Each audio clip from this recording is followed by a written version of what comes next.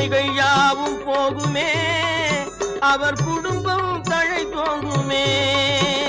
குமரனை கும்பிட்டு கொண்டாடுவோருக்கு குறைகள் யாவும் போகுமே, அவர் குடும்பம் தழை தோங்குமே. சூரசமர வேலாயுதம் பக்க துணை கொண்டால் சகல பயம் நீங்குமே. ஐயன் முருகனை கூப்பிட்டு